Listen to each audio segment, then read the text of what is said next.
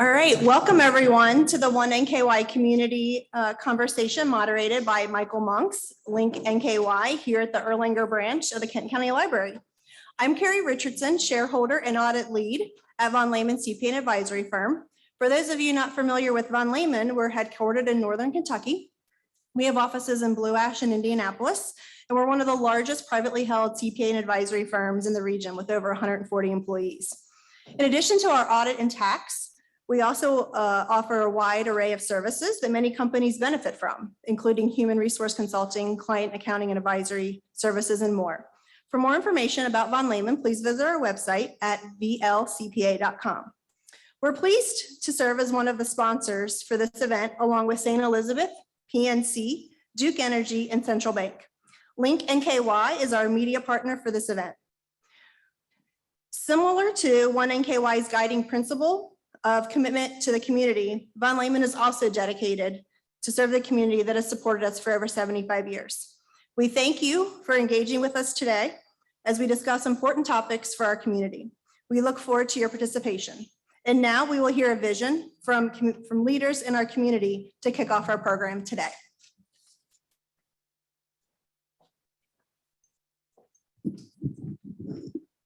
In 2019, the OneNKY Alliance convened the OneNKY Summit Series. The Summit Series included meetings, conversations, and forums to discuss the future of our region. What are we anxious about? What is our new ambition? What does the future hold for this great region? How do we speak with one voice to the region? Frankfurt, Washington, and anyone interested in expanding their business or taking residence here. Business leaders, public officials, and civic advocates were engaged to discuss these concerns and what success looks like for the OneNKY Metro. These leaders tackled the question of what would our future be and how would we claim it? How could we leverage the great companies that have been built here, the ambition of local entrepreneurs, and the power of our leading institutions? A new path was created based on the need for economic activity, job growth, educational attainment, and population health.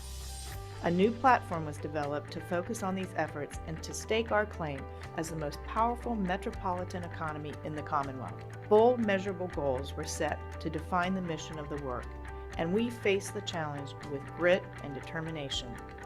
Here we are in 2030. And the journey of the past decade has included transformational project announcements, notable entrepreneurial achievements, and the greatest expansion of the OneNKY Metro economy in its history. A decade later, the OneNKY Metro has not only achieved the job, investment, and income goals it set, but has also earned distinction as a thriving area with boundless ambition and economic potential. In the past decade, we have created over 40,000 net new jobs and have secured over $4 billion in capital investment. This has resulted in a 20% increase in the personal per capita income of all Northern Kentuckians. In addition, the data now substantiates that we're well on our way to achieving our goal of being one of the healthiest communities in America, and we rank #1 in the Commonwealth for educational attainment. And for the first time in history, Northern Kentucky is viewed by Frankfurt as a place to invest the Commonwealth's money for the greatest return on investment, which benefits all Kentuckians. The OneNKY Metro has emerged as a beacon of economic competitiveness and population growth. As this decade ends, the community is surging beyond its goals and is considered a national model for how ambition and regional collaboration drives community success. We look back and we take pride that our efforts in the past decade have enabled our communities to prosper and our lives to change for the better. But our work is just beginning as we continue to build our OneNKY of the 22nd century. The numbers speak to our success, but what we are most proud of is the social mobility opportunities that now exist for all Northern Kentuckians. OneNKY is now more than a brand, more than a building, more than an initiative. OneNKY is our culture. OneNKY is who we are.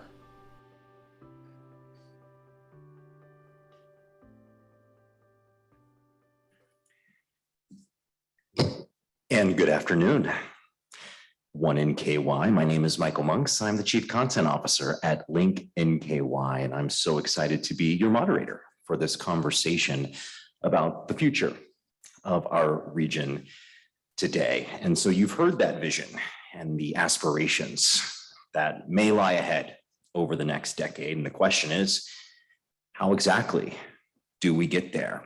And so deliberate implementation is key to those strategies. And we wanted to present here today one scenario that caught the interest of OneNKY, given the many possibilities that are now underway. So let's imagine, and then build our 22nd century and the impact of 3 northern Kentucky counties in Boone, Campbell, and Kenton increasing dramatically as the NKY Metro emerges, supported by a 500,000 population, a new structure allowing northern Kentucky to take on larger challenges, including the demand for regional infrastructure, education, and energy policies.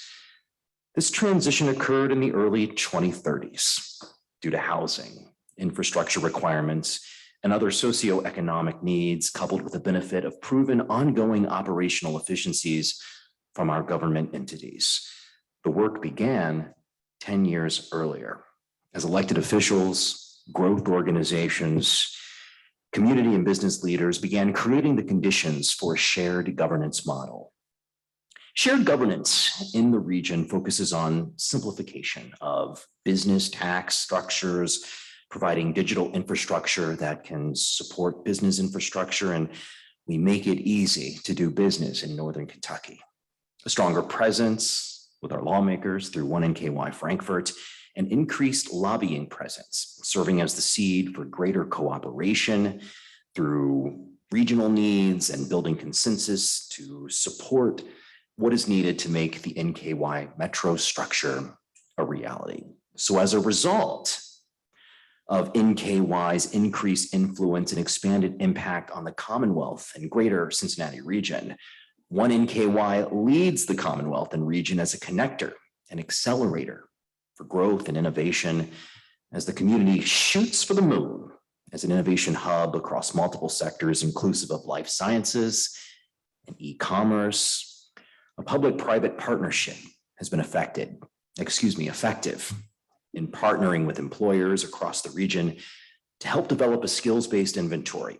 Job-ready credentials are providing local employers with skills in life science, advanced manufacturing, infotech, supply chain management, with clear results, ensuring equity in these areas through strong DEI efforts. The community benefits from a thriving K through 20 labor market and workforce development system. So OneNKY is known as an adapter of leading policy and education model for our school-age population. It produces and attracts outstanding talent as NKY becomes ground zero for legitimate life science and biotech industrial research activity.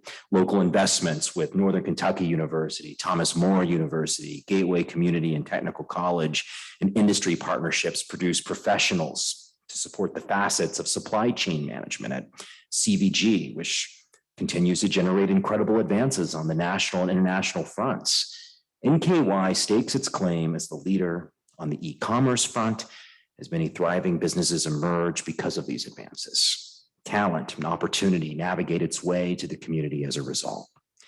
OneNKY is among the healthiest communities in the country. And it started with the implementation of a smoke-free ordinance in Dayton in September of 2022, which rippled with responses throughout the remaining 35 cities across the region. Healthy lifestyles continued with the prevention focus on cancer, diabetes, hypertension, mental health. Housing solutions and transportation access impact positive health outcomes on all citizens of Northern Kentucky who are met with necessary resources. The community's investments in parks and trails throughout the area serves as another big driver of improved community health outcomes. The completed Riverfront Commons serves as the front door to the region and showcases a welcoming, vibrant OneNKY. So it's hard to think back all those years ago to the 2020s, isn't it? But thank you for joining me on that journey as we envision what this community can be. But it does require some implementation and some visionaries, and we have plenty of those with us today as well, from whom you will be hearing throughout this afternoon program. And so I know that it is important that we introduce our representatives from OneNKY who wish to come out and talk to us today. So I have with us the OneNKY Alliance Vice Chairman, Greg Fisher, and I also have the President and CEO, Karen Finan, who are here and will help us talk about what we're trying to achieve here. And so when you think about what we're trying to achieve, we can look around at this region and see the complex issues that face us as small communities, as cities, as counties, and as a region overall. We have a lot of those, 3 counties, 36 cities, 17 school districts, for example, a lot of other entities serving the population that reside within all of them. Karen, I think, why don't we, excuse me, Greg, I think we're starting with today, talk a bit about what it is we're trying to achieve. So we're talking about big vision, right? And there's a lot that has to happen to make all those great outcomes come together. But I think one of our primary objectives today is to work as one, figure out how we can work as one. As a community, we don't have enough alignment to efficiently advance the quality of life for our region. We need to row together in the same direction to be able to pick up the pace. One of the items we identified is we need to communicate better. We need to understand a variety of perspectives, what's working well and what isn't. If we're better informed and we'll have more in the discussion, we can align our community priorities and go accomplish them. The OneNKY Alliance helped kick off an independent media platform in the last year. Michael's certainly a big part of that. We like to think it's changing the landscape in Northern Kentucky as we're being able to share news across Boone, Kenton, Campbell County, much more than we were able to just a year ago. Brings us together, amplifies our voice, creates awareness of who we are and who we aspire to be. I'm happy to report that the region's embracing it. We have engagements further increasing, and we've had great support from our local businesses and advertisers. I believe we're on the path towards a sustainable media solution for our community. Super exciting. Today, the OneNKY Alliance is bringing the Summit Series again to further have more conversations. Our hope is to bring some more critical data forward so we can have informed conversations take place here and afterwards that drive key outcomes. Just previously, we heard a broad-based vision followed by a specific future scenario. It's important for NKY, the community, to start to take deliberate steps towards our future. That we shape what we want, who we are, and who we are through action and transformation. Well, thank you for that, Greg, and Karen Finan here as well. I know this is not our first get together. Absolutely, it's not. And Michael, we're now going into our 4th OneNKY Summit. And along the way, we have identified successful transformation, community need, and a pathway to get there. Our growth organizations are strategically aligned, and the OneNKY Summit is a terrific way to engage, use your voice, learn about initiatives, and speak your mind about what you'd like to see in the future. Today's OneNKY community conversation is an additional way to engage as we prepare for our October 26th OneNKY Summit, and this will be held at the Ignite Institute. Today, our moderator, Michael Monks, and our esteemed panelists will touch on important topics to our community, inclusive of shared governance, health, and an update on education-related needs. Note our theme for the October OneNKY Summit, Imagine and Build Our 22nd Century OneNKY. Our keynote speaker in October will discuss trends that impact Northern Kentucky's future and how we embrace this information and other relevant data will drive our path to the vision we imagine for this community. We need to take our imagination to the implementation level. I want to say that again. We need to take our imagination to the implementation level. It's time to move forward. and community dialogue is an incredibly important part of that effort. People have a tough time imagining themselves in a future that they don't see themselves in or they're not part of. This is the opportunity to lend your voice to the future. So if you haven't registered for the October 26th summit, please do. We promise you it will be invigorating. Michael, just a quick minute on the OneNKY 2021 summit results from last year. Our 2021 summit series provided areas of community focus that continue to take shape. During that time, we shared key information on crossover needs and solutions presented by our panel members and experts in the field, and determined that data and innovation will drive us to establish these solutions. And you can see on the slide here, as a result of the 21 summit, we identified the need to market our community resources and assets, to use data and technology to identify the gaps, and to create policy alignment, generating necessary resources and legislative impact. And we've taken that very seriously over the course of this past year, as various growth organizations, government entities, community and business leaders participated in solution development. Regional impact has occurred and continues to occur. And thank you for that, Karen. There's a reason Karen's in charge. Her script is laminated, the font is so much bigger. And so rest assured, everything we're imagining today about Northern Kentucky will be possible with Karen Finan at the helm. So thank you for that. As I shuffle my own papers to guide us through today's conversation. We've got other highly motivated and successful people from the region here represented today to talk to us. And we're going to hear from a variety of them as the afternoon progresses. One area of impact that we want to start with is the Kenton County Tax Portal Pilot. It's a service that uses data and technology to create ease of business. And Judge Executive Chris Knockelman is here to provide a brief update. Judge Knockelman. You take his name. Well, good afternoon, everybody. The tax portal is probably the worst title for any project you could possibly imagine.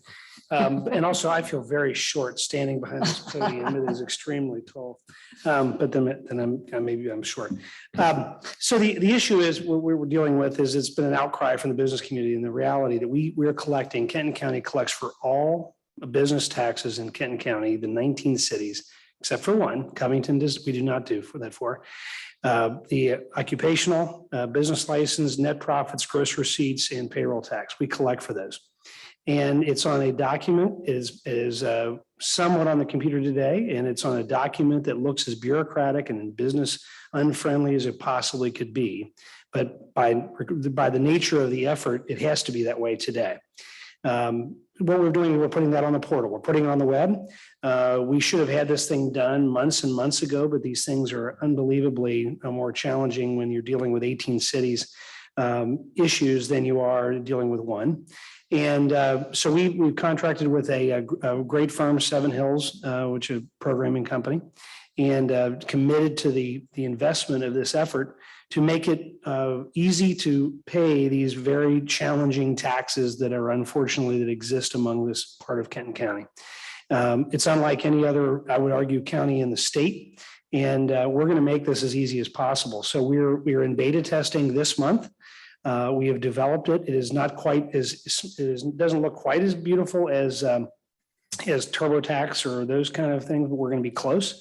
The beta testing, we have it with accounting firms, CPA, or accounting firms, realtor organizations, and then cities. So we're letting them try and break that as we speak. And what this looks like essentially, instead of having a paper tax form or just a PDF fillable version on the website, which is what we have today, this will allow both, someone who has a small business, or for that matter, someone who's a CPA, to come into a portal and say, I don't need all of this. I just want to download this. And that's what they're going to be able to do. Why is this being done? Well, today, if you look at the documentation, you think even if you were just literally a business like mine that might do work in multiple cities, it is to the point where you just want to throw your hands up and then you have to hire a CPA firm. Most CPA firms don't want to deal with this type of thing anyway. It's labor intensive. They can't charge enough money to the business to make it worthwhile. And we want to make it so that they can go do the work that they'd like to do. So with this having on the up in the cloud, having it something that calculates it for you and gets all the stuff out of the way and downloading the data that you don't need to mess with, it's going to make that easier. So we're going to be live. So it'll be functional by the end of this year, so that really the full implementation of it for the tax year of 2023 is going to, or really dealing with 2022 is going to happen. Why is also, what's the vision of it? This is Chris Knockelman talking about it. I would hope that number one, we get all cities in Kenton County to participate. And number two, we make this available and the technology we build is able to be applied to all three counties. There's no reason why down the road we can't have a collection method, which is regional in nature among the three counties. We will be cheaper, it'll be easier for business, and ultimately, quite frankly, it'll be more revenue for the counties and cities because it's going to be easier to comply. So nobody loses by doing this in the long run. And hopefully we can all advocate for that in a final solution that will have some upfront investment of time and money, but it's going to be real. So with that, I think that's a good recap. Thanks. And thanks for everybody for pushing us on this to get it done. Thank you, Chris. Thank you very much, Judge Knockelman. Little known fact, the finest shoes in local politics, Chris Knockelman. He'll tell you it's the only thing he splurges on. I think that's a lie, but he does like his shoes. Well, let's keep this bus moving, shall we? And move along to the Transit Authority of Northern Kentucky and its mobility pilot, which answers the call for an innovative solution to provide needed transportation in the health sector and other life needs. We have TANK's interim director, Gina. Gina, I have emailed you 1,000 times. You've been the spokesperson for a long time. A lot of questions about bus routes from time to time or the shuttle. I have never said your last name. I've only read it. I'm humbly going to either ask you to tell me how to pronounce it, or I'm just going to try. What I like is the possibility that it is do that. Why don't we change it today? Gina Dalvet, ladies and gentlemen. I get do that quite a bit.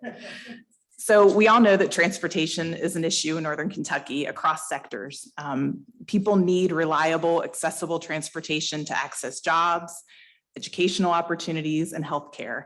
And through the conversations that OneNKY had last fall, we learned that the TANK fixed route network isn't meeting all of the needs.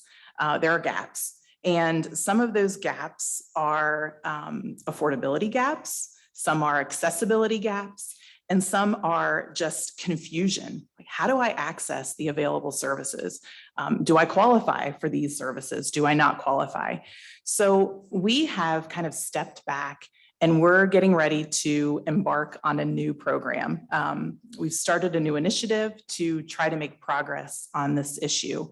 We've hired a mobility planning manager who will start in the next month. We're very excited. So we are implementing.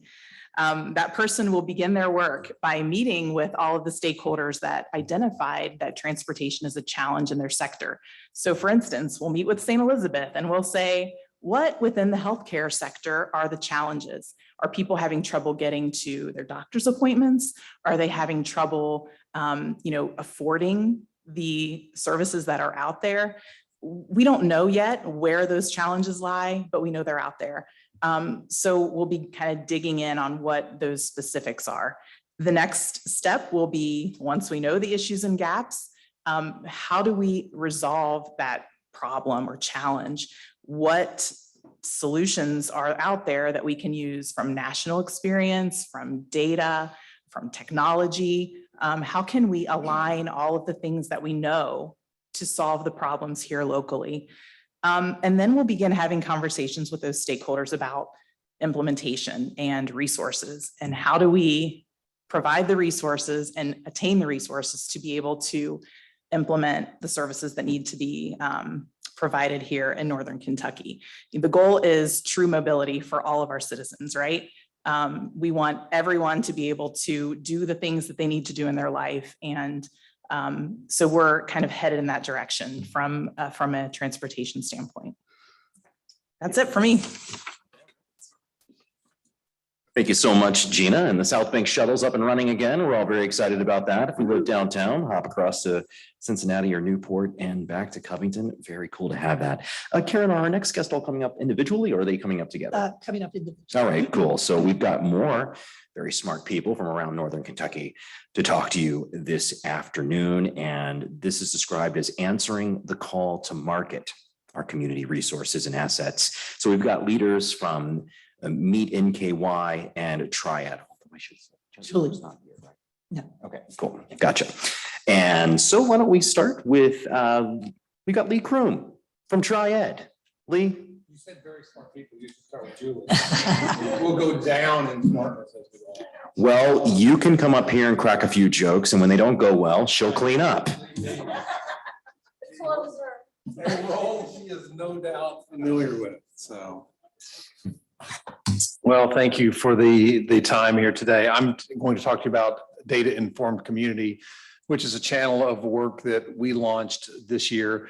Got to back up a little bit first and talk about what is data-informed community. But before we talk about what is data-informed community, we talk about why data-informed community. So let me give you a perspective from Triad. In the next 5 years, our role in the community will add something around 9,000 jobs, maybe about $628 million in payroll and a few $1 billion as an investment. We're going to do that work. The question then becomes, and Michael, you talked earlier about the OneNKY Metro and its growth from, and I had already written this down, you said 500,000. I wrote, where do we want to go? We're at 400,000 people here today, about 180,000 people in our workforce, $55,000 a year annual wage. I know what my company's going to do. So, but how do those link together? If I go bring 9,000 jobs to this community and $600 million in payroll, does that link to the goals that the community wants? Are they the right types of jobs? So the question then becomes, how do we know? How does Triad know that we're doing the right thing? But bigger picture, as a community, how do we know that we're on the right path to the type of growth that we want? And so I was writing down, by 2030, do you want to be 500,000 people in this community? If you're 500,000 people, how big do you want that workforce to be? I hope it's not 180,000 because that's a terrible outcome. How big do you want that be? And what types of jobs and payroll investment do you want be comprised of that? These questions have led us to start a channel of work that we call data-informed community. And it's exactly what you think it is. It's creating the type of data that we need as a community to ask questions, come together in forums like this, and then make decisions so that we know for sure we have the right goals as a community and we're doing the right thing to accomplish those. On this channel of work, we have a number of partners that we work with. Everything that we do, we leverage through partners. We're 12 people growing to 15 this year. So, 15 mighty people aren't going to change this community itself, but working through our partners like CAD and OneNKY and Catalytic Fund, Boone County Libraries, Kenton County Libraries, the WIB, the AD, and so many others, we've put this channel of work together. We're really going to go live with this on November 30th of this year with an event where right now we're calling it the annual forum. We'll talk a lot about economic development and growth. That'll be at the new Turfway Park. So take a look for information coming from us real soon on that. We're really excited. We're going to have a keynote speaker for you, a former chief economist for the Florida Chamber, currently sits in an endowed chair for economic development at Florida State University, a gentleman by the name of Jerry Parrish. Jerry was instrumental in helping the state of Florida set their 2030 plans. And if you have a moment, take a look at what they've done. There's a website called the Florida Scorecard and the Florida Gap Map. We're not going to do information like that. It's Florida information, but the way you're allowed to access and visualize data and then use data allows them to put together goals where they can say definitively, in 2020, we're the 17th largest economy in the world. By 2030, we will be the 10th. By 2030, we intend to add 4 million people to this state. Here's how we're going to get there. What I thought was really cool about that is then you start diving into some of these topics like equity and inclusion and poverty. And they developed that Florida gap map that I talked about. And then they set a bold goal that said by 2030, 100% of third graders in Florida will be reading at level. And you can now track that by every single elementary school in the state of Florida. That is a data-informed community. Those are the types of things that we want to use with this channel of work to help Northern Kentucky grow, and not just grow, but make sure you're growing the way that you want to. So. Thank you, Lee. And thank you indeed, Lee. And here batting cleanup there is Julie Kirkpatrick from Meet NKY. Julie, thanks for coming down. And I'm just going to emphasize that the brief remarks, the word brief is capitalized in this. Karen wrote this up. I shall be quite brief, The reason that I'm here today is to talk about a destination brand. Good Lord, Judge Knockelman was right. I feel like the lollipop guild here. As Lee talks about the need to bring workforce and data, we always think about that the visitor economy is the front door to making this happen. No one has ever moved anywhere until they went and visited and they fall in love with the destination. But Northern Kentucky does not have a national brand. It is not nationally known. As a matter of fact, our destination is a direction. I've actually heard that from a couple of visitors. What's really great about the visitor economy, as opposed to people that live here, is that they don't see borders. They don't see cities. They don't see counties. They see an amassing of experiences. So after talking with OneNKY and Triad and the Chamber, Meet NKY has been working with a national consultant out of Washington, D.C. that identified one of our #1 problems in this region is building a brand narrative, and something that's not a direction.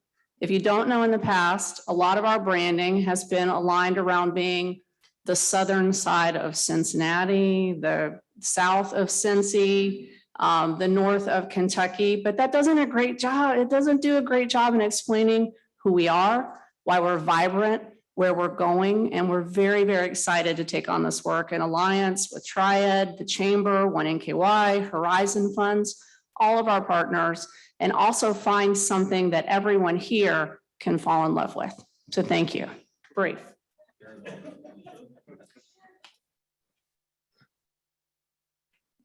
We will certainly look forward to seeing that when it is unveiled, certainly.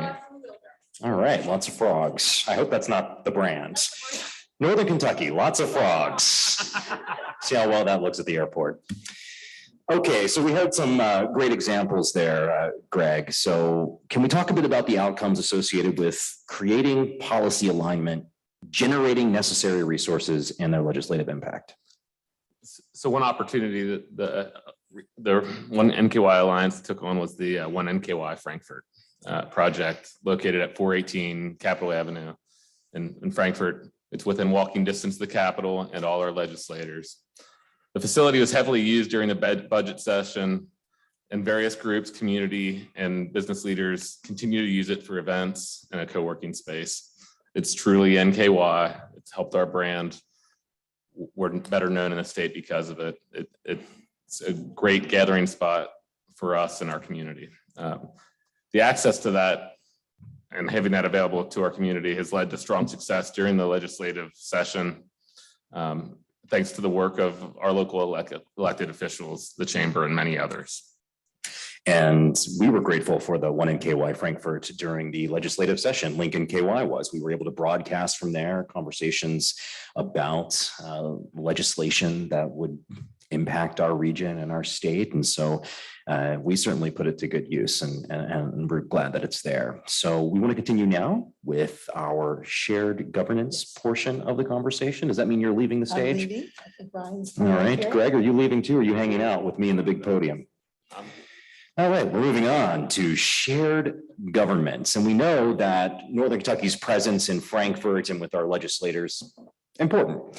So speaking with a unified voice can bring clarity to our need for resources and support of key community legislation and initiatives. And it's no secret, of course, that Northern Kentucky is fragmented. A lot of different entities are amassed together to get Northern Kentucky to drive from our office in Covington to this library in Erlanger. I think I passed through 47 cities in order to make that work. I did get lost, but it's a lot of cities, is what I'm saying. So when we think about the number of counties, cities, school districts, fire departments, police departments, other services, this fragmentation can cause issues related to unifying that voice in Frankfurt as we pursue funding, and even within the Cincinnati region as we pursue businesses and talent attraction and expansion. So we are joined today by Northern Kentucky University, Dr. Ryan Salzman. He's an associate professor of political science at that fine institution of higher learning. He's part of an NKU team that includes team members Janet Hara, who is the senior director for the Center for Economic Development and Business Research, as well as Mark Nykirk, who is the executive director of the Scripps Howard Center for Civic Engagement, and Dr. Darren Wilson, an assistant professor of public administration, who have extensively researched how local government spends in Northern Kentucky and the implications of collaboration. And this type of work in our community dates back more than 100 years when they were at the OneNKY Summit of 1922, which was a lot of fun. There was no alcohol, I don't think, but it was a lot of fun. And so as we continue to examine our existing structure, sometimes moving forward, other times not, we think it's time for this conversation again. So given this time in Northern Kentucky history and the challenges we are facing, this might serve as a priority community topic, our fragmentation. So to that end, it is important to have a true overview driven by data so that we can have these conversations and arrive at the right conclusions. Do we need to change? What is working? What is not working? And Ryan is here to handle that for us. So Dr. Salzman, how fragmented is Northern Kentucky? Well, our research was quite enlightening. The data that we were able to accumulate and the data that we did include was interviews with leaders at the county level, their administrators, also notable academics that study consolidation and shared governance and budgetary issues. We also looked at data available through the Department of Local Government here in Kentucky, Kentucky budget documents, county budget documents and the like. So we started compiling all of this and having some really robust conversations with a lot of the people that are tasked with spending the dollars that the people of Northern Kentucky contribute to their government through taxes primarily, but also through fees and other service expenditures. And what we found was there's a lot of jurisdictions here. And I don't think that we had to do all that research to know that there were 3 counties, 36 incorporated cities and the like. But really one of the biggest things that we learned was the role that special districts play. So there's 66 special districts in Northern Kentucky that constitute about 51% of all spending, all public spending in the region. So whereas Louisville and Lexington, which were our benchmark communities that we compared to, and of course you can't get away from comparing to Cincinnati because we all live here and often we can see those buildings from wherever it is that we're doing our work, even up at Northern Kentucky University. And of course, in those areas, the city and even the county, if you're Jefferson County, a lot of the financials are running through that. So everything that you're looking, all the services that you're looking to get, water, sanitation, libraries, fire, other emergency services are going to be administered by the cities themselves. And even healthcare. But when it comes to Northern Kentucky, again, it's worth reiterating 51% of the tax dollars that are spent at the on these services are going through special districts, which also means that your local elected officials are not the ones often controlling that money. So that means that 51% is being spent by special districts. That means only 49% are being spent by those 3 counties and 36 incorporated cities. We did not look into schools. That was not part of our charge, but certainly there would be a lot of interesting information there. But the fragmentation does make it difficult to stand united. So there's a lot of kind of squishy data points that is not the firm data of how you're spending each dollar. But when you talk to elected officials and stakeholders who are trying to get some of these gargantuan tasks and goals completed down through Frankfurt and back up here, even as we talk about things like the smoking ban. That it's just working through Dayton, Kentucky, which is 3 square miles and has about 5,000 people. So that is now who will have a smoking ban, or 3 square miles of our entire region and 5,000 people. So it's going to be a very heavy lift. So at the local level, when it comes to policy, but then also when it comes to Frankfurt and those kind of larger issues. But there was a lot of satisfaction around the steps that have been taken by the OneNKY Alliance and a lot of their partners. And certainly there's a lot of really positive things happening. There are a lot of positive things happening in spite of this fragmentation. We've explored a bit of the makeup of the local governance. And we recognize that there are challenges with the number of different entities that citizens need to hold accountable. But in spite of that, we've got a lot of good stuff going on, a lot of good successes in Northern Kentucky. And some people might point to our proximity to Cincinnati as a credit to that. There's a lot of capital investment, a lot of talent investment that takes place on both sides of the river. And so we get the benefit from Cincinnati's efforts as well. And so certainly there's grit, certainly there's determination in Northern Kentucky. But has your research found at all how this success has happened, maybe in spite of some of our challenges? Yeah, absolutely. Well, one thing that we can all have a lot of confidence in is that our governmental entities that are spending special districts included, once you start adding all of that together and dividing it on a per capita basis, you find that we're not being overcharged, or we're not having to spend exorbitantly relative to the peer communities that we looked at. But to your point, Michael, there are some reasons for that deserve calling out, and probably are things that we're going to want to continue working on. One of them that kept coming up is informal cooperation. So this would be kind of a cultural issue among leaders. There's the Kenton County's mayor's group is a good example of that. They get together, where's Chris? Chris left, the 17 or 19 jurisdictions in Kenton County that they do convene together to help coordinate the work that they're done. Even simple things, the 3 judge executives have breakfast every month at a place. I shouldn't say it out loud because somebody's going to go meet them there, but they have breakfast with their administrators, with their county administrators every month.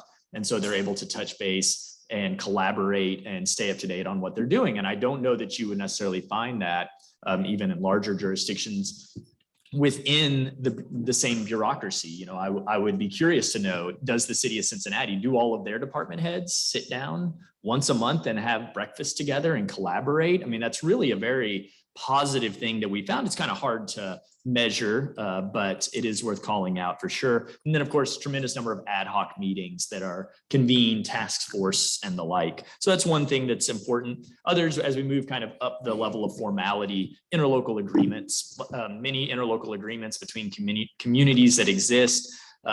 In my community of Bellevue, for instance, we have an interlocal agreement for our fire department. There are a lot of other interlocal agreements that exist. And then that starts to kind of drift into the shared governance piece of this, where things around procurement, things around pricing, where whether formal or not, the cities or counties do work together to collaborate to make sure that we're getting the best deal for the constituents in that community, even when things are set at the state level. So we learned a lot about how the pricing structures work for a lot of public purchases. Even when those are there at the state level, we can still get better deals very often by going on our own and finding those things. And so we're finding. Excuse me, Dr. Salzman, this is Pepper Peel over here. Sorry, voice from above. Yes, absolutely. I've got a question from someone who's on the chat Great. online. From Sharmali Reddy. The question or the statement in question are this: shared governments is not new to Northern Kentucky. Our organization, PDS, is a great example in Kenton County of one organization providing planning as well as development services for all 20 cities, overseen by elected officials. Campbell County contracts with us for GIS services. Our community leaders had a vision in the 60s to make this happen. Where do more efficiencies like this exist that we have not tapped into? Yeah, we should have Sharmali up here with us. Certainly, she's both in her prior position with Fort Mitchell and now with PDS. She knows about the benefits of the shared governance structure. Kenton County does a really good job. I don't want to say better than the other counties, but they do a very good job at collaborating and institutionalizing shared governance and services. But Sharmali's right. And so my question to Sharmali is, how do we get more PDS reaching more areas of Northern Kentucky? Because that really PDS, if you're not familiar, PDS does a lot of the planning and zoning in the region. And so when you're a small community, being able to retain them and use them in their services, of which they have tremendous expertise officed at PDS, that most smaller cities aren't going to be able to have in-house. Absolutely, doing more of that. So you beat me to the punch, Sharmali. PDS was going to be my big deliverable, but oh well, here we are. Well, they're not the only one, Ryan. I mean, there are a few others that are examples of shared governance, either in place now or as opportunities. Yeah, I mean, another one that many of us have probably seen are things like mutual aid between our police departments, between our fire departments. There's agreements, which also taught us a lot in the process of this study about how we are operating on pretty thin margins already. That is, we are working very efficiently, or as efficiently as we can. If not, this might be too strong a statement, but you wouldn't need mutual aid if you had so many police officers that you could cover every incident that you had in your community.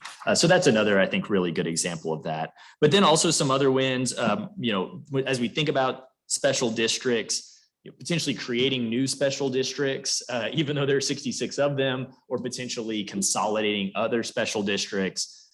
Senator Schickel worked very hard around a piece of legislation that would enable the merging of fire districts in Boone County. It would enable it beyond Boone County, but that was a lot of the focus. But a lot of these things do have to be enabled legislatively and have the same impediments to consolidation and merger that the cities themselves have as well. We did look some at full consolidation.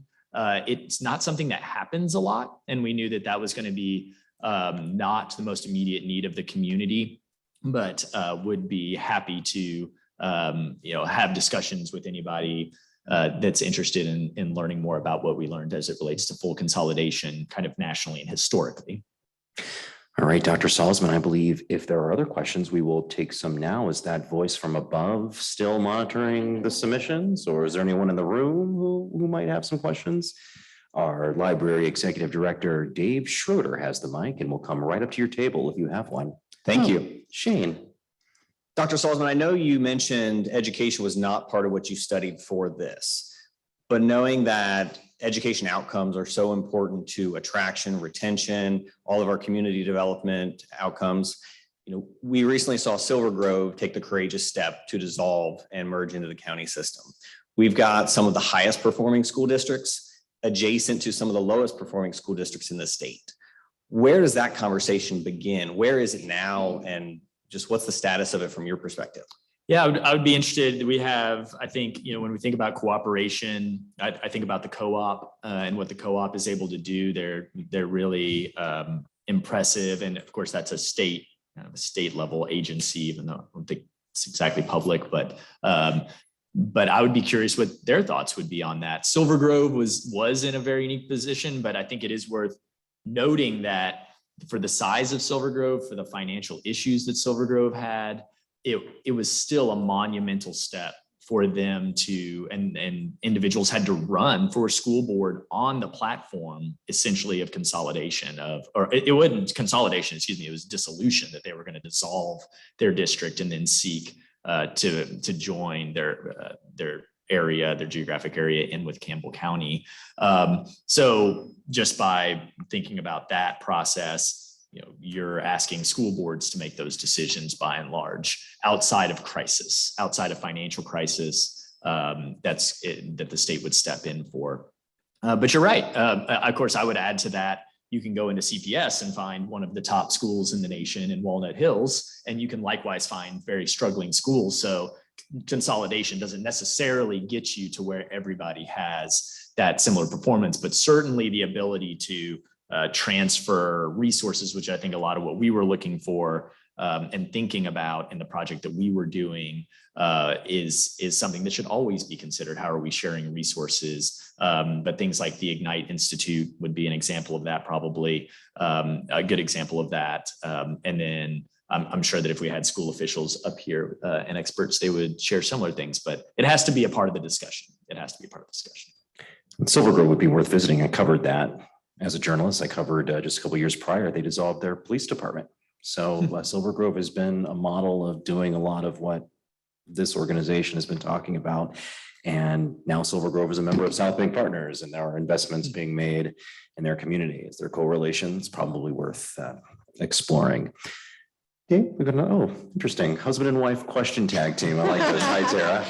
We didn't plan this, but I just wanted to, as sort of a friendly addition to the list, offer up from a regional approach standpoint, the Area Development District, which I just recently started leading, is a great example of a way that we've been able to pull and leverage resources from everything from aging and disability services to workforce to Office of Drug Control policies based at the ad from a shared resource standpoint.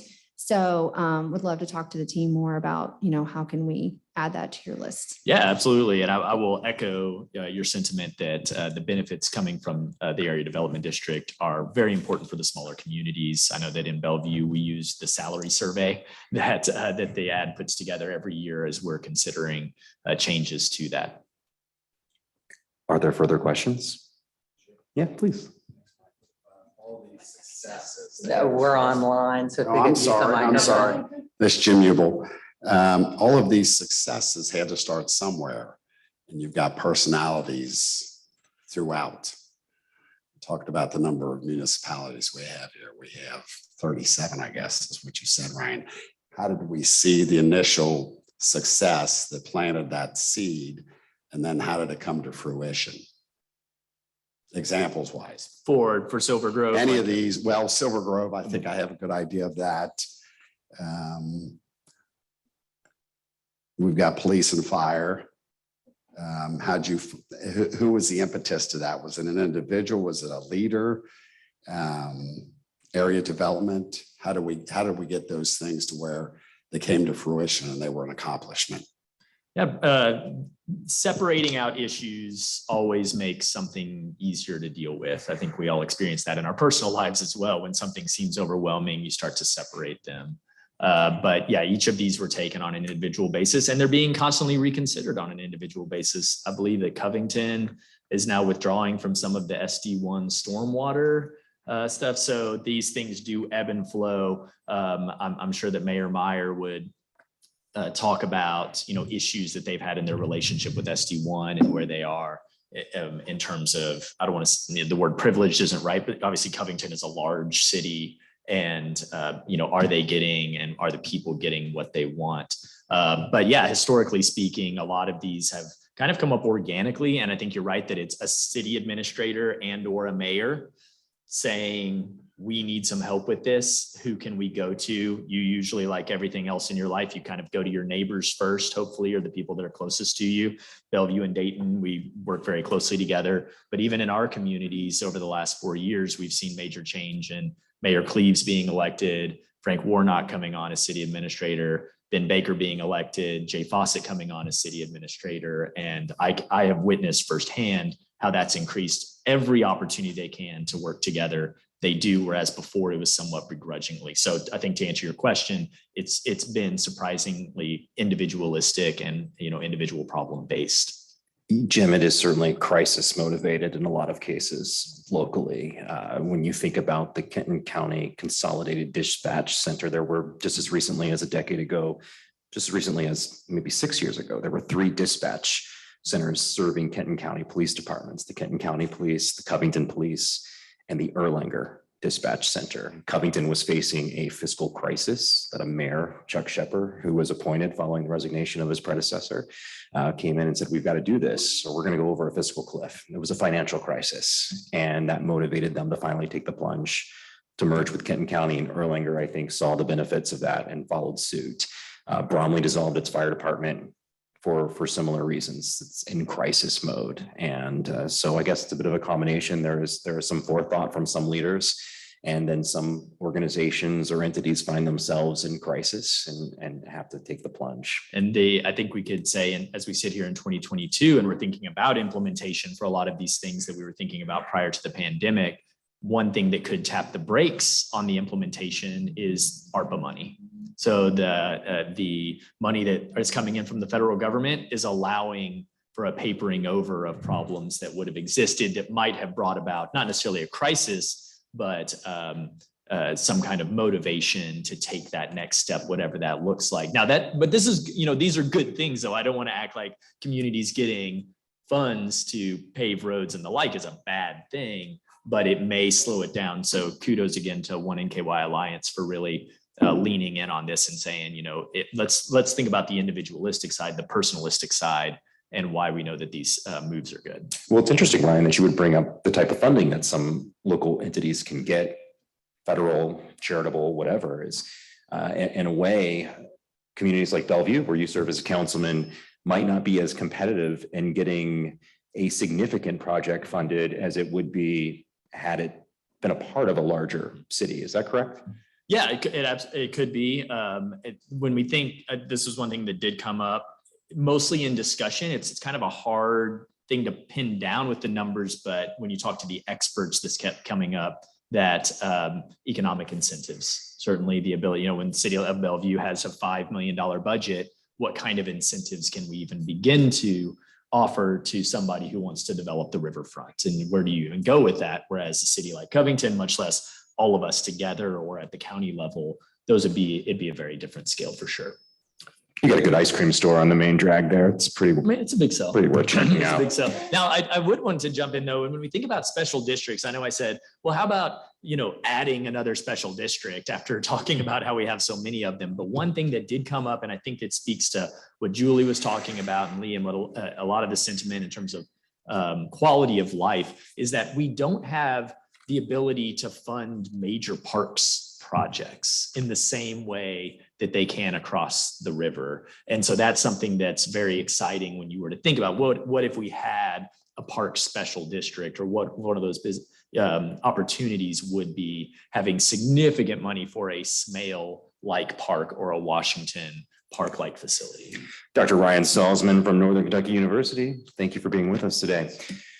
We are going to shift gears as we address another important topic in Northern Kentucky, and that is our health status. And we are joined by 3 health professionals today who are aware of our community's situation and our status. So we are going to discuss why good health is important to community vibrancy. And joining us today, and you can all just make your way up here to the table, we've got Dr. Michael Gieske. Is that correct, Gieske? All right. Take that, do that. He's the director of lung cancer screening and medical director of virtual health, the Virtual Health Center for St. Elizabeth. We've got Roseanne Niels. Yes. Vice President of Planning and Government Relations at St. Elizabeth, and Robin Feltner, Public Information Officer at the Northern Kentucky Health Department. So thanks to all 3 of you for being there. We had pretty significant news in recent days out of Dayton, Kentucky, where the city council voted in favor of a smoke-free ordinance, which changed the game there. Most people seem to be happy about it. Some people were not happy about that. So, Dr. Gieske, can you just share with us why people in your line of work see this as something that's important to Northern Kentucky, and how a smoking-related ordinance like the one adopted in Dayton can make a difference? Yeah, sure, absolutely. I've been in family practice for 35 years now, and I've seen a lot of lung cancer. I've seen a lot of tobacco-related disease.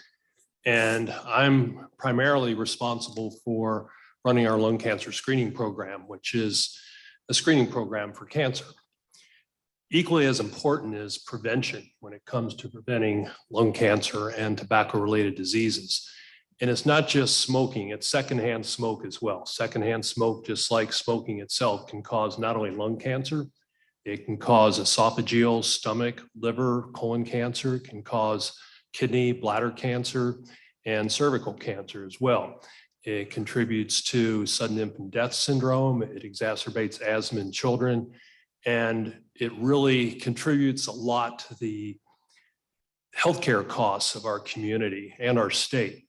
And so as an extension of my lung cancer screening job, I've also gotten involved in tobacco-related prevention and cessation, and this was a natural extension of that. And it was really exciting to be a part of this. I made 2 trips down to Dayton, Kentucky. We presented a slideshow one night, and then this last time we had a brief 2-minute presentation to give each of us. And it was very interesting to see how it went. It was a close vote. It was 3-2. So we were very pleased that it went that way. And we consider this will be a catalyst for other cities in the region to fall into place as well. And Roseanne, your thoughts? Yes, okay. St. Elizabeth's Healthcare's vision is to help Northern Kentucky be in Southern Indiana to be the healthiest community in the nation. So smoking is, as Dr. Giese said, and smoking rates are directly related to some of the biggest chronic diseases that are available, cancer, heart disease, stroke. And just by changing our smoking rates, we can achieve some of that vision you talked about earlier of being a vibrant, healthy community. Dayton, we do applaud, and we were so excited to have them pass this ordinance because it is the first step for Northern Kentucky in this direction. They were courageous in passing it to be one of the healthiest, hopefully, cities in Northern Kentucky. So we hope, and we will work very hard to continue that momentum throughout the rest of Northern Kentucky. And Robin, the health district played a role in this as well. So share with the audience the perspective of the Dayton ordinance and smoking related legislation and issues in Northern Kentucky from the health department perspective. Absolutely. Well, congratulations and thank you to the city of Dayton on the passage of the comprehensive smoke-free ordinance. Over and over again, we have seen smoke-free policies just proven to be good for health and good for business as well. Smoke-free policies are the most effective tool that we have in our toolbox to reduce secondhand exposure, especially to workers. And these types of policies have also helped people to stop smoking and prevent youth from smoking in the first place.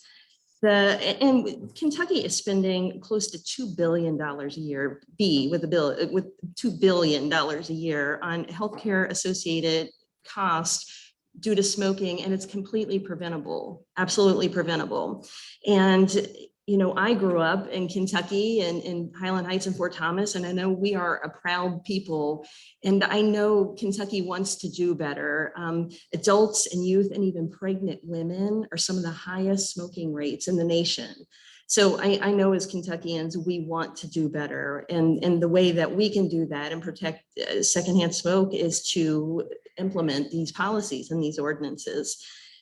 So it's a big win for Northern Kentucky, and it's a big win for Dayton. We were very excited. And Dr. Giese, it's not just smoking and the related illnesses that hurt Northern Kentucky. What are some of the other health issues that this region faces perhaps more than average? One of the things we have to deal with that's kind of along the lines of lung cancer is radon. And whenever I give a presentation on lung cancer prevention screening, I try to talk about radon now. Smoking causes about 80% of lung cancer. There's 20% that's not related to smoking. And the second leading cause of lung cancer is radon. So that's something that we need to address. Kentucky.gov has a free site for getting radon kits. You can contact the CDC. You can get one at your local hardware store. And we should all test our homes for radon. It's above 4.1 picocuries per liter. You should have mitigation. There's a lot of folks that I deal with. I got into patient advocacy last year that have lung cancer that got lung cancer outside of the guidelines that we presently screen for.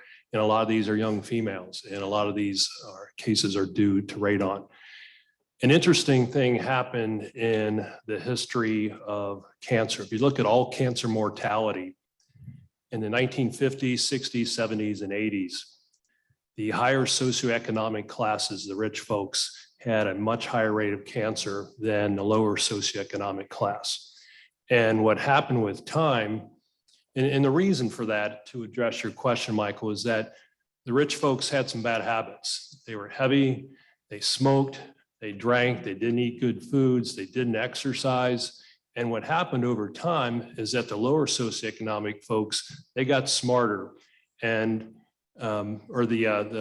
they started picking up some of the bad habits, I should say, of the higher socioeconomic class. And the higher socioeconomic class started getting smarter. And in 1988, these two lines crossed. There was no healthcare disparity when it comes to cancer mortality. Around that same time, screening kicked in, and that made a dramatic difference. And then we started to see the cancer rates fall, and they are continuing to fall. But unfortunately, the lower socioeconomic class is now below the upper socioeconomic class. We need to work on closing that gap again.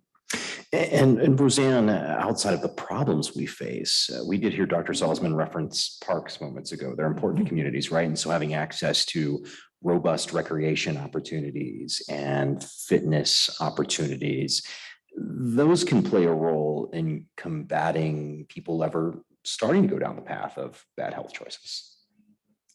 That's correct.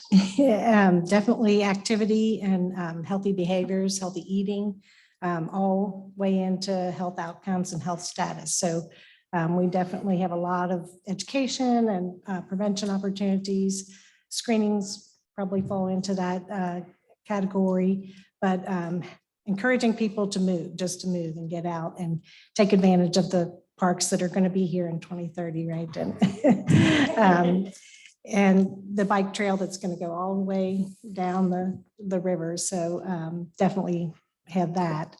And it's part of our community health needs assessment. Every 3 years, we do an assessment and identified healthy behaviors as one of the issues or problems, as well as a big factor of health status, social determinants of health. And that's a newer term around housing, transportation, food, some of the topics we've talked about. They have an impact on health outcomes. And so we're working to partner with community agencies, people that are experts in these fields, to try to address those so we can improve the health of our community. And Robin, the health department focuses a lot on prevention. Absolutely, yes. And this is nothing new. A lot of the things are the things that have been around forever: heart disease, obesity, substance abuse, particularly in Northern Kentucky, eating healthy, diabetes. All of these things are nothing new, and there's no new way to solve these things. It's literally by eating better, by exercising, being healthy, a little bit of cognizance. And we too are doing, we work alongside CNE, obviously, very closely, and we too are implementing our community health assessment, which is where we get all the stakeholders and a lot of folks that are in this room, in fact, come together and decide what the disease burden is in Northern Kentucky. And from that meeting, that's already happened. From that meeting, we established the Community Health Improvement Plan. They're abbreviated the CHA and the CHIP, Community Health Improvement Plan. And that's where we identify the disease burden, and then we do something about it. And we come together with collaborators and with agencies to work on these problems. And so we're right in the middle of that. Typically, we have a 5-year plan. COVID, we were unable to meet with folks, and there were different things that were coming out of that. We're starting to, we don't know what we know yet, what's coming out of COVID. So we had a dormant activity essentially for 2 years. So we don't essentially know what the disease burden is. But early things we're starting to see out of that is simple things like missed appointments, kids falling behind on vaccines. And there's a lot of parent guilt in that. There's a lot of mom or dad guilt in that, feeling like, oh my gosh, I've fallen behind. Some of it was unavoidable. I mean, we were literally locked down at that time. So there's no shame in that. We have a big campaign we have for several months of just, and hopefully you've seen the billboards and the commercials and TV and radio. It's just kind of a reminder, top of mind, to get kids vaccinated. Just a slow process of getting back in. Don't forget to get your mammogram. Just general health things that we all put on the back burner. Some of it was just forced. We were unable to do that. But some of these things, perhaps you missed your mammogram, and then the next year, you didn't catch that. And so some of these things we're going to see as it unravels a little bit. So it's really important to have these appointments top of mind and get back into the the flow of life. Do we have questions for our health professionals today? I see one from the audience here, Mr. Schroeder. And by the way, Dave, this is an extraordinarily large podium. I'm just going to join the rest of the chorus here. I mean, it's impressive, but it's just, does it adjust? He's been watching this the whole time. Look at that. I like you to be able to see at least 4 buttons. Yes. Okay, my name is Amanda Peters. I work with the Office of Drug Control Policy. So I have a question about stigma, but I want to give some data first. So this is for people listening and so for people in the room. I work closely with the Health Department in St. Elizabeth, so I know some of their strategies, but need some advice on stigma. So in Northern Kentucky, we see an average of a death and overdose every 2.5 days. So we're losing lives every 2.5 days. We also see about 4.4 overdoses every day, non-fatal. In Northern Kentucky, in our region, Boone, Kenton, and Campbell, we have about 10 to 12,000 people every day in active addiction. We have another 9,000 seeking treatment and recovery services here in the 3 counties. We see an increase in our social calls to dispatch, which means mental health, domestic violence. We're seeing increase in our suicide prevention lines. So our biggest barrier to treatment is stigma for mental health and addiction. So my question to everybody listening today and the panelists, what are we doing in our businesses, our workplaces, our circles, our committees, our homes to combat this stigma? Because we have treatment, we have recovery services, we have harm reduction services, we have Narcan, we have all the things that we need, but we can't get to the people who need them. Dr. Gieske, this is something that the region has dealt with for a long time. Have you or has St. Elizabeth developed a way to respond to that? Yeah, I can answer that to some extent. I don't know if you want to chime in as well, Roseanne, but one of the main things is getting education out there and really presenting the problem and trying to, as best you can, reduce that stigma, because if you don't reduce the stigma, it's going to be very difficult for folks to come and seek treatment. Yes, and like Dr. Gieske said, we have a lot of education in the schools. There's going to be a youth summit coming up October 25th of all the area high schools to address this issue among youth. One of the big, I guess, strategies we've used is peer support and people that have been through the disease.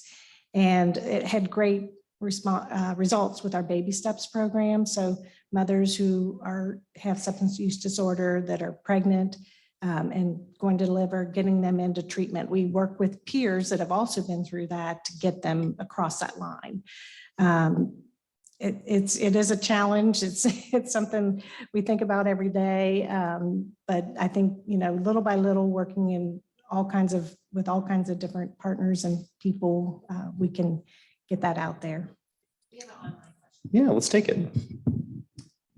Brandon Bray is asking, he says it appears that no vaccination campaign from COVID has had a negative effect on standard vaccinations across the country.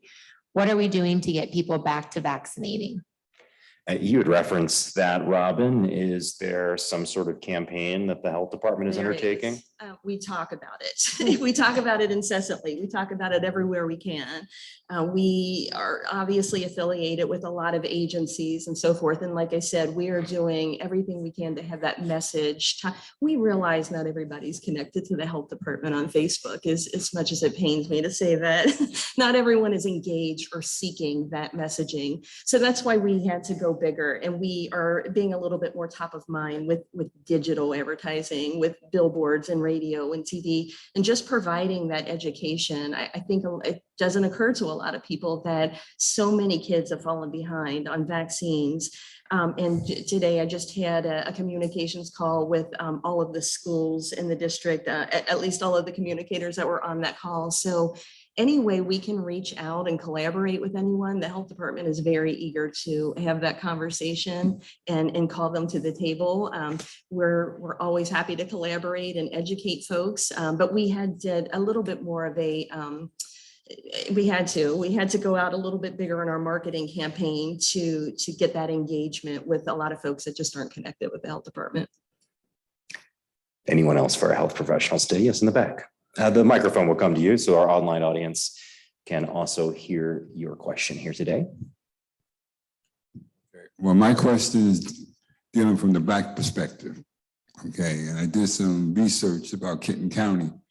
It has a population maybe 169,000, 5% Black, 86% Black, 90% white. But Blacks do make up a little proportion of this county. My thing is that I don't believe in the illusion of diversity, or what they call inclusion. I believe that every group takes care of their own group. That's how America works. But I believe that everybody being fair, respecting other people's rights. But what about the Black population in Northern Kentucky? We need our own financial infrastructure. We need our own businesses that we need to create for our community to sustain. I look at what's going on other parts of Laconia, other parts where Blacks do live. Some Blacks, I've talked to some Blacks that come to this library, but we are really invisible. And what is one? How do you pronounce it? OneNKY. OneNKY helping so that we can get a footing. Because I know I've been to financial institutions. I have a business, blackhorizons.com, and they stick together. If your credit report says something negative, they'll research you back. I come from New York. I've been down here 6 years. They'll research you back to your great-great-grandmother. And so, again, the businesses in Northern Kentucky, they stick together. If one says no, they all say no.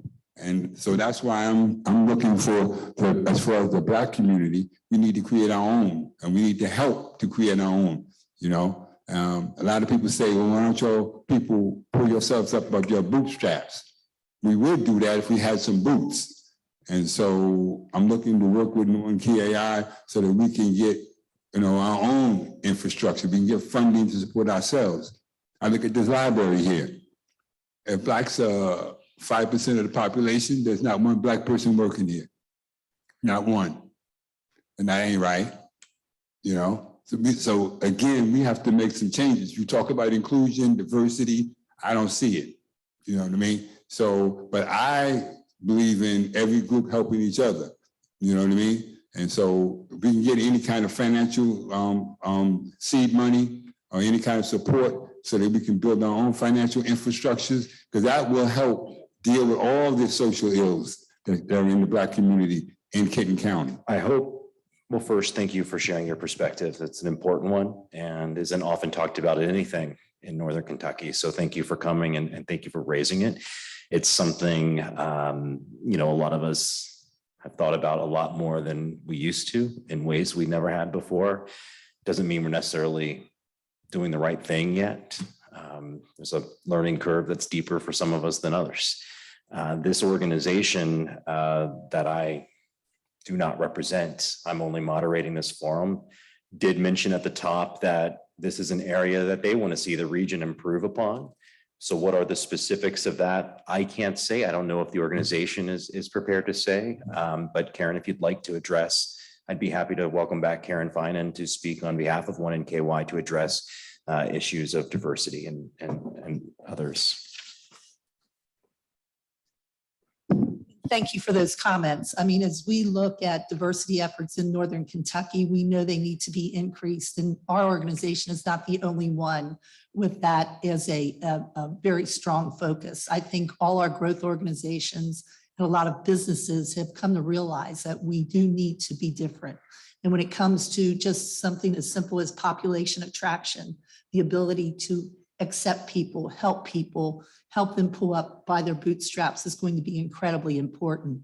Is what we're presenting today is a future Northern Kentucky for all citizens. And when Michael read the narrative, we were projecting into the future.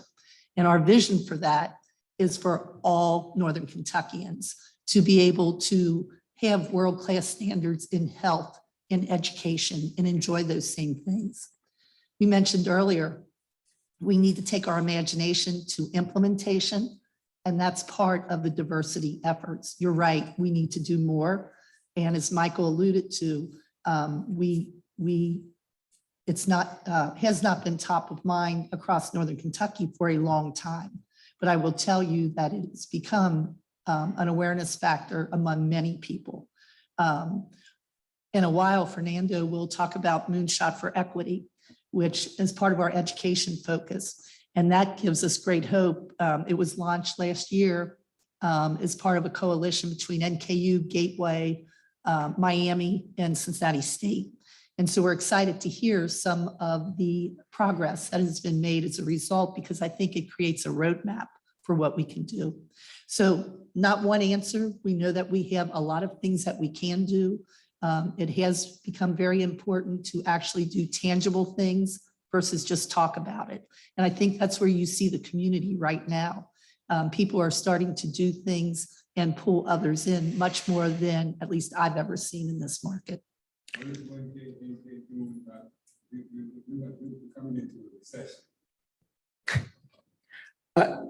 Could you hear that? Coming into a recession. I see 2022, we're coming into a recession. Where you going to help people with that? What about housing? A high cost of housing, building affordable housing. There, at last year's summit, there was a lot of conversation around housing, and there are growth organizations who have banded together to identify ways to get attainable housing.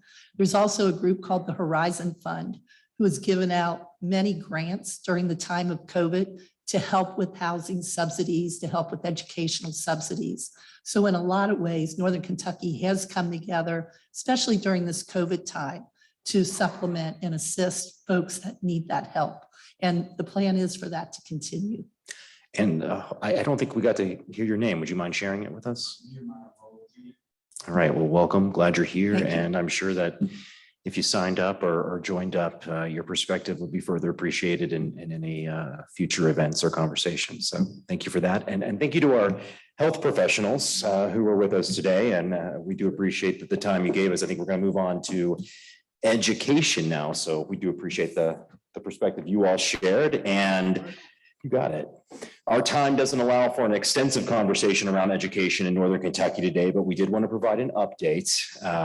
Even though Fernando's the most interesting guy around, we could have given him all day.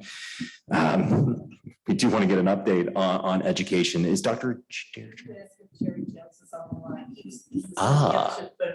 Is Dr. Jerry Gels on the line? Looking for one of those mystery voices to come in. Hells? His name is Dr. Who on the screen. And this is who we brought in. I'm kidding. I know people love that. I'm more of a Starfleet Academy guy. Excellent. Okay, well, let's just get started. And if Dr. Who is with us. Yeah, sorry, Dr. Gels. Dr. Who is who I lifted the computer from. So, and it's actually, I'm not a doctor. I'm just a mister. And as of about a month ago, I'm a lord from a gift one of my teachers gave me, because there's one of these, I think it's a scam. They bought some property in Ireland and granted me a lordship. So I'm pretty excited about that title. Send me the information. I want to do that. That is fascinating, and we could talk about that. Unfortunately, that's not on the agenda for today's discussion, but Mr. Jerry Gels is the Director of Innovation and is the principal at Ignite Institute. And Fernando Figueroa is the president of Gateway Community and Technical College. So I'll ask each of you just a few questions so we can get an update on education in Northern Kentucky. And Dr. Figueroa, why don't we start with you? I think we were getting a little feedback from, Jerry, I think if you just muted, it might be feeding back through the Zoom. So if maybe if Jerry mutes until it's his turn to talk, I think after a few years of talking on Zoom, we've figured out how to use it. Dr. Figueroa, what are the challenges right now in education in the region? That's a pretty big question. Okay. Whoa. Okay. I would say, to kind of encapsulate it into one basic thing.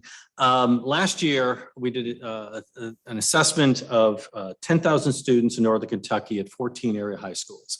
And it was through a platform called U Science Assessment.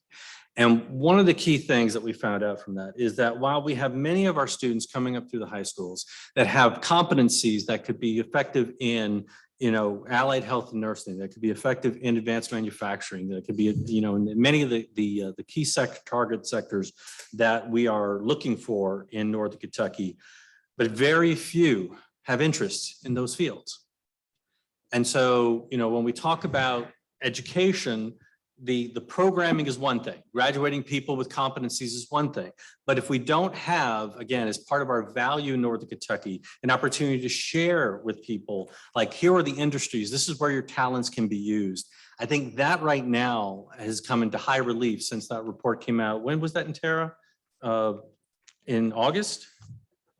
Around August is when we made that first report. And so trying to get a feel for how do we, expose that information. I'm going to be talking about that tomorrow at the Covington Business Council when I do a presentation on Gateway, because I do think it is the #1 barrier to being successful in our region, is connecting competencies to interests so that we don't have a whole bunch of high school graduates trying to be CSI or Instagram influencers. And let's go to Mr. Jerry Gels now, from the Ignite Institute. And it seems that, if my understanding of the Ignite Institute and the coverage that we've given it is correct, this was created in response to challenges in the region. I don't know why I keep looking up like that's the camera, and that's not, I'm not on any camera. Jerry, if you can see me or at least hear me, can you talk a bit about how perhaps Ignite was presented to the region and created in the region as a response to challenges we faced? Yeah, so a few things. I think the first thing for us was it was presented as a way to do education differently, right? As we listened to a lot of different professions, not just kind of these key industries like Dr. Figueroa mentioned, there were some unifying factors that everybody was telling us that they wanted. So professional habits, professional skills, how do we get those things more ingrained into the curriculum?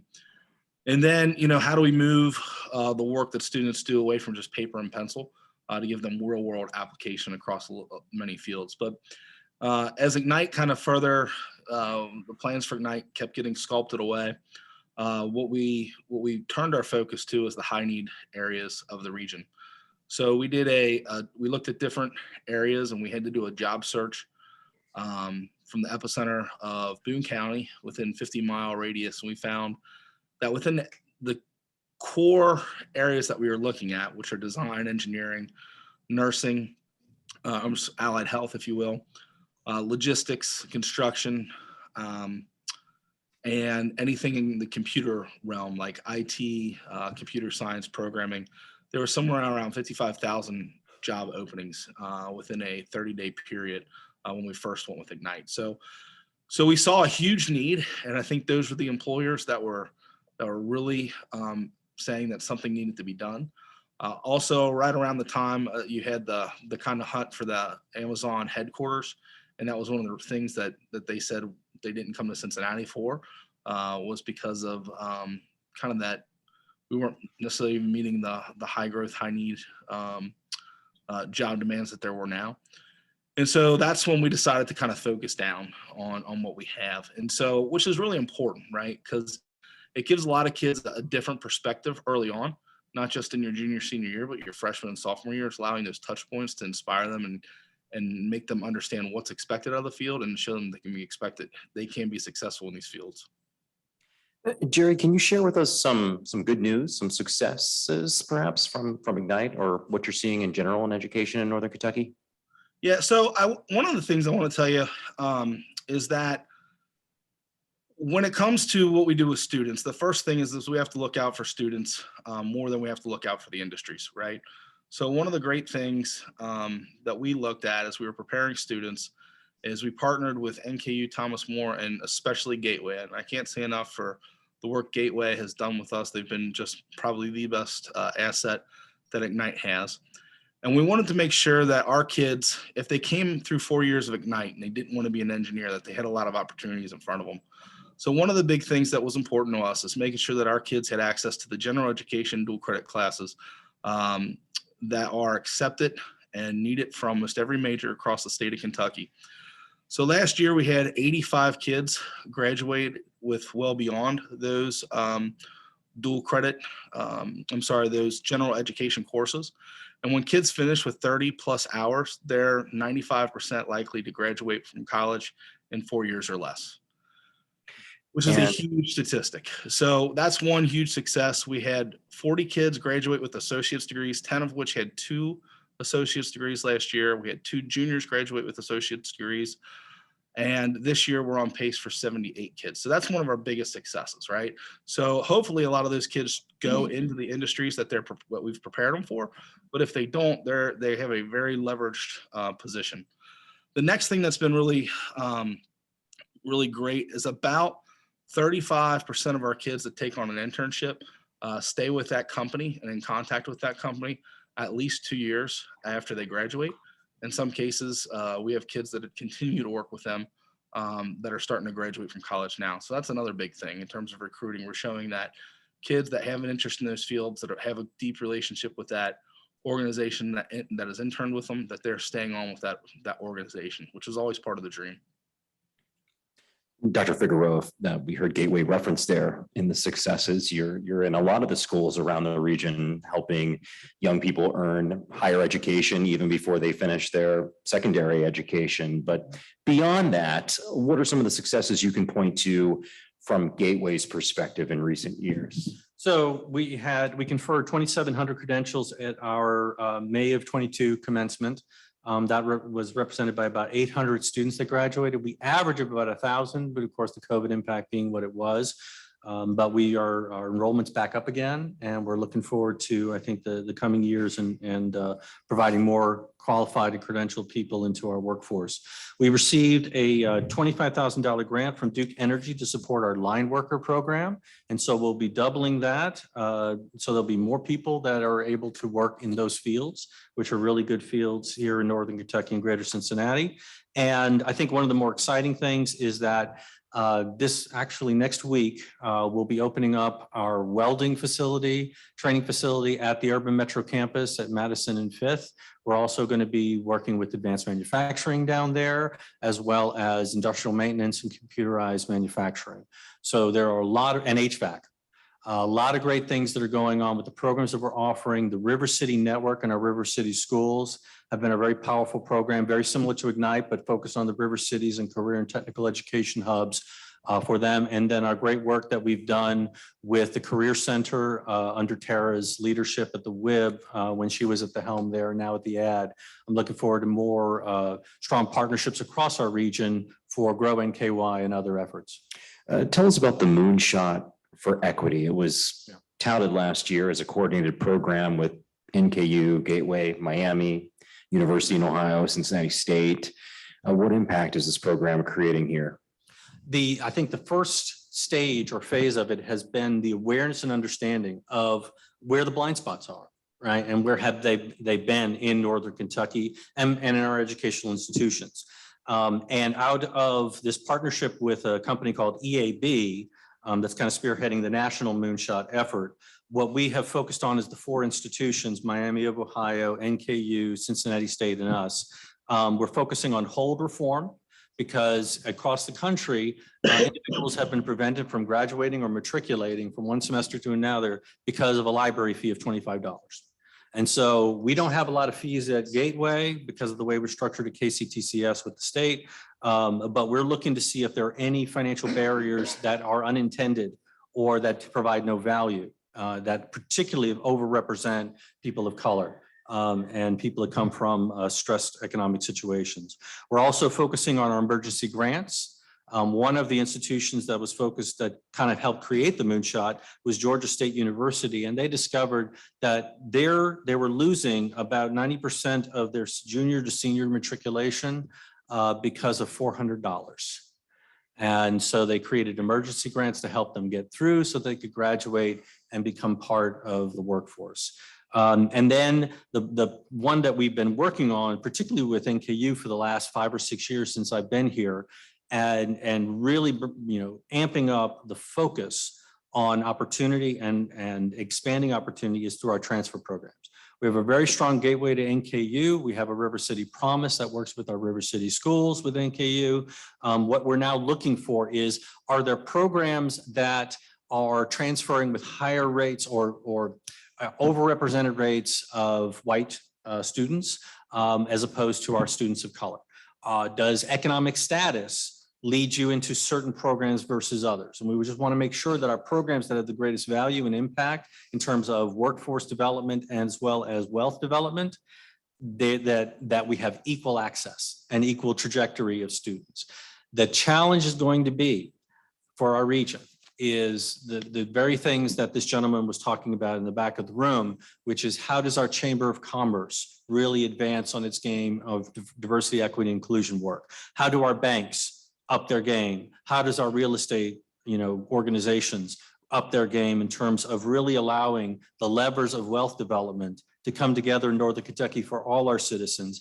And for us, and I'm very proud of being part of the chamber with Brent Cooper at the helm, that has basically made the case with Triad as well, that unless we get strong in becoming a welcoming community and open to everybody from every walk of life, we are going to be left behind in the economic games, because right now the population is becoming more diverse. The majority of the net growth of Kentucky's in the last census of Kentucky's growth was the Latino population.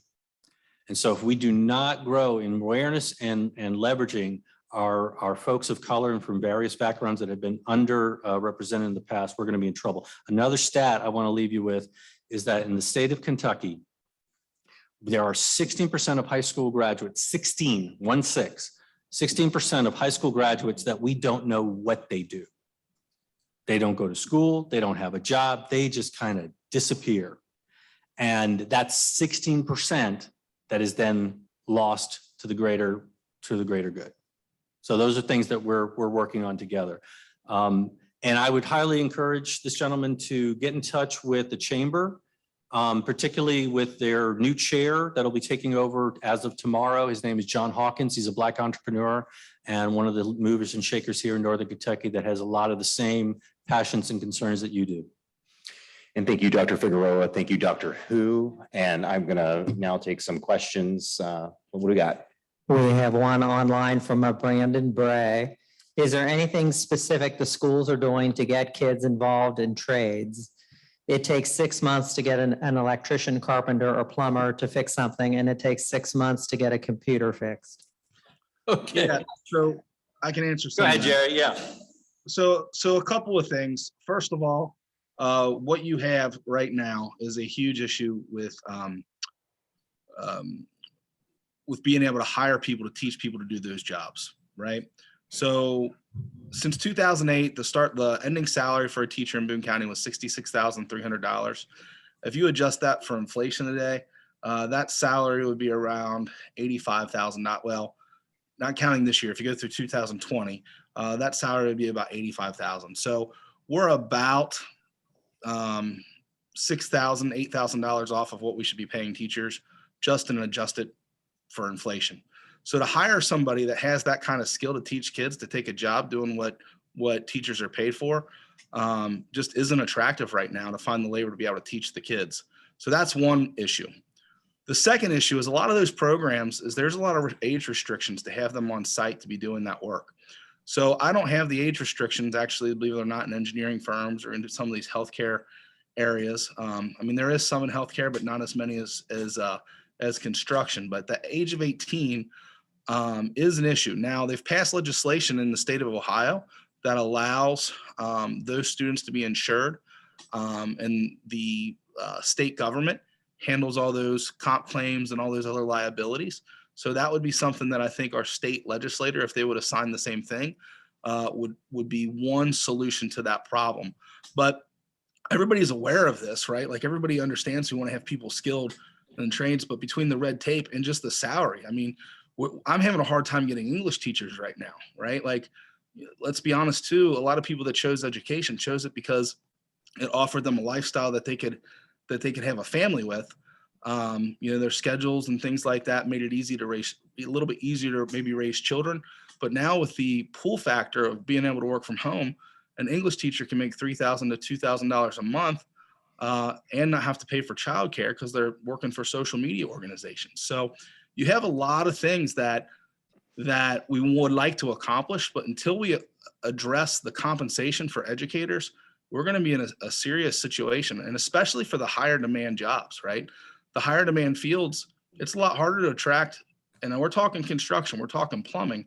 It is really hard to attract a plumber to want to take a high school teacher salary. Here's another policy question is if the state of Kentucky wants to have a strong draw to construction work in those fields, then certifications and requirements to operate in those fields, because in certain construction fields, you don't need a licensure of any kind. You just put out a shingle and you can get going. And so that makes it difficult to offer programs when, you know, people can hire them off the street and it's not necessarily part of our training programs. Thanks to both of you for talking to us about education today. We do appreciate that. And thanks to all of you for allowing me to moderate this on behalf of OneNKY today. I do want to quickly remind you that October 26th is the OneNKY Summit Series as we imagine and build our 22nd century. Find out more at OneNKYalliance.com, or I'm sure there's some information you can take with you as you depart here today. Just see Karen, she'll hand it to you.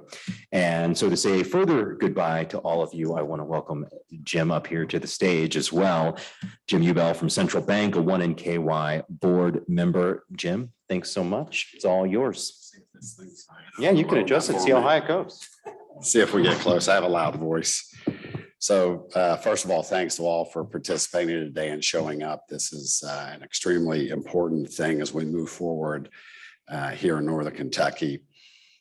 We look forward to meeting, as Mike said, on the 26th of October to have some more discussion. I thought today's discussion was very, very good and frank and meaningful.